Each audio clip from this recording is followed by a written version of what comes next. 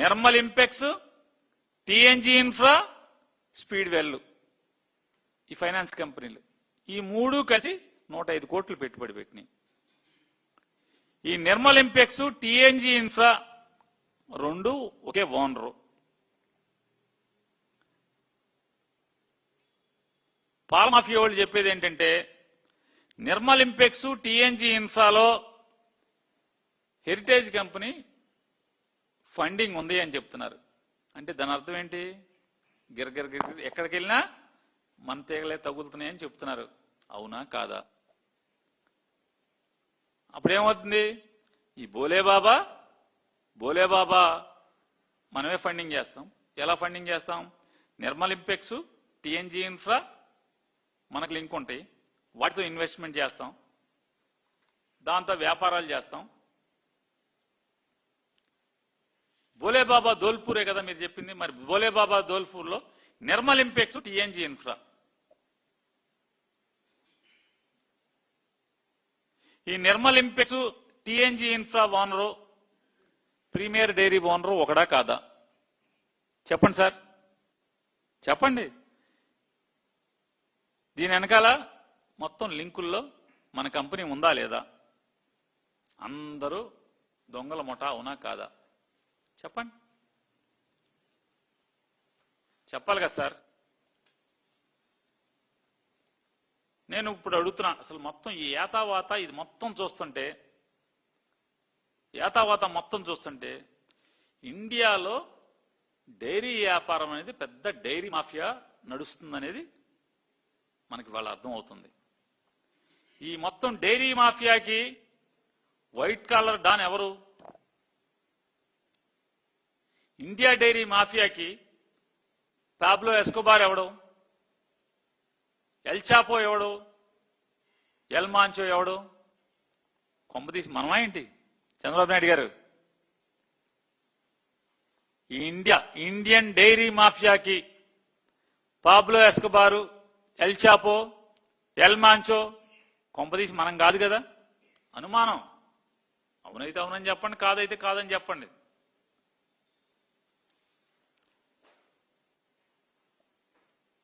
ఫిబ్రవరి 12, 2026 మీ heritage website మొత్తాన్ని సమూలంగా ఎందుకు మార్చారు? చెప్పండి. మీ పాపాలు ఏం లేకపోతే మీ కంపెనీ వివరాలన్నీ ఎందుకు మార్చేశారు? కానీ దేవుడు ఉన్నాడు కదా, మొత్తం వెబ్సైట్లో ఉన్నటువంటి ఆర్కైవ్స్ అన్నీ మీ గుట్టంతా రట్ అయిపోయింది కదా, ఆర్కైవ్స్ ద్వారా అయింది కదా.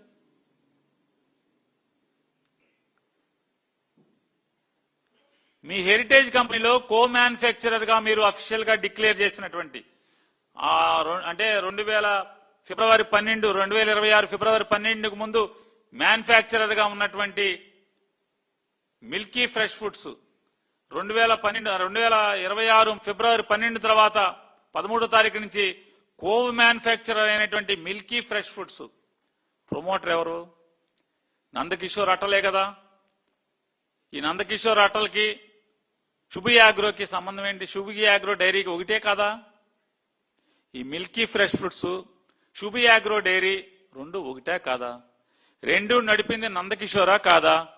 చెప్పండి సార్. మీకు గుర్తుండకపోయినా హెరిటేజ్ కంపెనీకి ఇందాపూర్కి లింకు బయటికి రాగానే పరిగెత్తుకుని వచ్చినటువంటి మీ సలహాదారుడు కుటుంబరావు గారి గుర్తుంటది. మీకు గుర్తుండకపోయినా గుర్తే కదా. ఏం సార్, హెరిటేజ్ కంపెనీలో మీకు వాటా లేదు, హెరిటేజ్ కంపెనీలో మీకు డైరెక్టర్ కాదు, హెరిటేజ్ కంపెనీలో మీరు పెట్టుబడిదారుడో కాదో మాకు తెలియదు. కానీ హెరిటేజ్ కంపెనీ గురించి తెలుగుదేశం పార్టీ ఆఫీసులో కూర్చుని ఈ రాష్ట్ర ముఖ్యమంత్రికి ప్రభుత్వం జీతం తీసుకున్నటువంటి ఒక అడ్వైజర్ వచ్చి హెరిటేజ్ కంపెనీ గురించి క్లారిఫికేషన్ ఇస్తాడు, వివరణ ఇస్తాడు. చూడండి, ఎందుకంటున్నానంటే వారికి తెలుసా అని. ఈ శుభి డైరీ అనేది చంద్రబాబు నాయుడు గారు ముఖ్యమంత్రిగా ఉండగా 2016లో టీటీడీకి నెయ్యి సప్లై చేసిందా చేయలేదా? చేసింది కదా. చేయకపోతే చేయలేదని చెప్పండి. చేసింది అంటనా? నేను తప్పు అయితే పవన్ కళ్యాణ్ గారు నేను ముఖ్యమంత్రి గారిని జగన్మోహన్ రెడ్డి గారు నేను అనలేదనంటే నేను కూడా పొరపాటు అయిందని అంటాను. ఈ షుబీ డైరీ ఏదైతే నందకిషోర్ అట్టలు, షుబీ డైరీ కార్వీతో కలిసి ఫ్రాడ్ చేశారని చెప్పని సెబీ ఏదైతే స్టాక్ ఎక్స్చేంజ్ సంబంధించినటువంటి సెబీ అనేది సంస్థ కేసు కట్టి బొక్కలో తోసిందా తోయలేదా ఇందులో వాళ్ళని?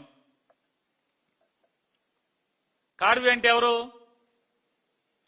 కార్వీలో కే అంటే కుటుంబరావు గారు అంటున్నారు, ఏ అంటే అజయ్ అంటున్నారు, ఆర్ అంటే ఆర్కే అంటున్నారు, వి అంటే వరదరాజులు అంటున్నారు, వై అంటే యుగంధర్ అంటున్నారు. వీళ్ళెవ్వరికి సంబంధం లేకుండా పార్థసారథి అనేవాడిని ఎవడనో బలిపరిశం చేసి ఎత్తి బొక్కలో వేయించారు అని చెప్పని పార్థసారథి గారు చుట్టాలు మాట్లాడుతున్నారు.